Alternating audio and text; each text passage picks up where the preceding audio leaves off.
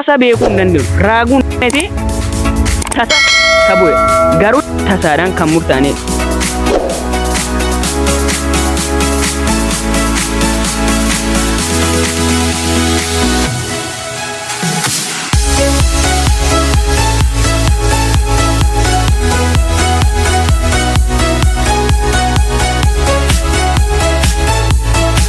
Akkam jirtu hordoftoonni kabajamoon chaanalii Learn-ijoo. Chaanalii Learn-ijoo kun chaanalii haaraa waan ta'eef subscribe, share, like tolchaa. Gaaffii yaada qabaatan gara koomentiidhaan na beeksisuu ni dandeessu. So chaanalii kana akka subscribe godhaa, like tolchaa na jajjabeessan isaniin jedha. Sababni isaa chaanaliin kun chaanalii addaa itti yaadamee kan hojjetamaa jirudha. Viidiyoo marti jechuudha.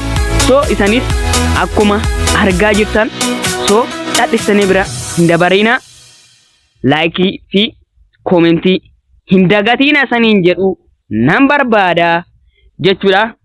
Carraa ta'umsaa ta'iilee sasalphoo mata duree jedhuudhaan hadha walitti deebinee jira.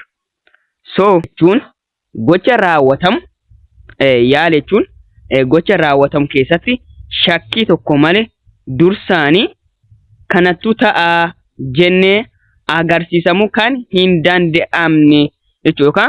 Gocha bu'aawwan isa shakkii malee raagamuu hin danda'amne. So yaala jechuun akkuma agartan kanatti gocha raawwatamu tokko kan fakkeenyaaf maallaquma fudhadhaa, maallaqa abbaa tokko sasanii fudhadhaa gocha raawwatamuudha. Kan amma shakkii tokko malee dursaan kanattu ta'a jennee agarsiisuu hin danda'e. Fakkeenyaaf akkuma beekamu kanaan dura maal jenneera h's ni qaba kan biraa immoo t's ni qaba jenna. Amma kana namaan qaba jechuun fakkii leenca fi fakkii namaa qaba. Amma san dursisanii fakkii leencatu taa'e tana persentii 100 guutuu amantanu be. Garuu ofii keessaniidha. Fakkeenya nama lamoo taatan tokko fakkii namaadha, tokko fakkii leencata. Isaan immoo fakkii leencata garuu fakkii leenca ta'eera hin beekamu jechuudha ta'u.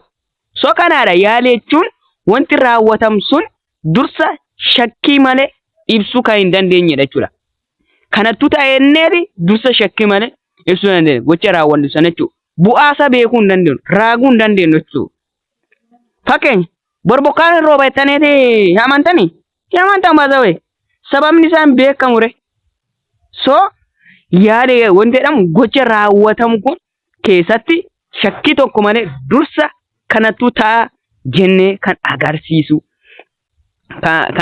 uummati jechuudha. Yaali tasaa jechuun yaali yookaan gocha bu'aa addaa baafamee agarsiifamudha. Garuu yaaliin ba'ii isaa dursa beekamuu hin dandeenyedha. Jecha tasa jedhu ba'iilee yaalii kana shakkii akka of keessaa qabu agarsiisa. Maal jechuu sanii fakkaata kun ammoo yaali tasaa. Yaali tasaa jechuun fakkeenyaaf yaalii yookaan gocha bu'aan addaa baafamee bu'aan isaa jechuudha. Addaa baafame fakkeenyaaf akkuma sanii fudhadhe t indee h jenneera.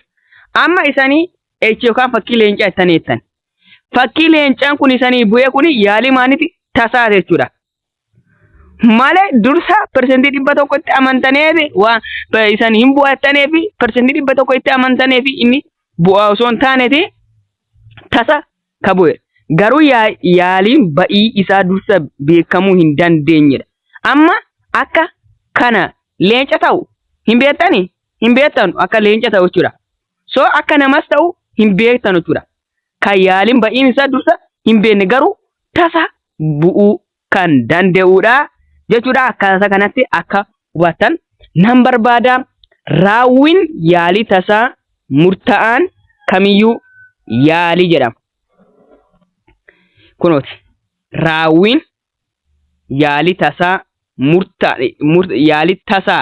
murtaa'an kamiyyuu yaalii jedhama. Yaalii tokko yommuu yaallu akka tasaatti akka asirratti akka jenne wanti tasa bu'e sun numaanidha ka yaalaa eksperimentii hojjetaa jirra be. Yaalirra jira. So kun wanti kun maal jedhama? Yaalii jedhama jechuudha. Raawwii yaalii tasaa murtaa'anii kamiyyuu yaalii tasaan kan murtaa'an jechuudha. Kan persentii kana jettaniif kan murteessi tasaadhaan kan murtaa'an kun yaalii kamiyyuu yaalii jedhama jechuudha. Fakkeenya yaalii diinara tokko al 10 ol darbachuudhaan ba'iilee isaa galmeessuu jechuudha. Galmeessa kana immoo isanittuu mana keessanitti hojii mana keessanidha. So asirratti akka hojjanne yeroo lenqannu so experiment akka goone isanuu maallaqa hin jira miti maallaqa abbaa tokko sanii ol darbachuudha akka barbaaddan godha ol darbadhaati yaalii isaa galmeessuudhaan gara koomentiidhaan akka na beeksisan nan barbaada. Viidiyoon keenyadha kana fakkaata jechuudha.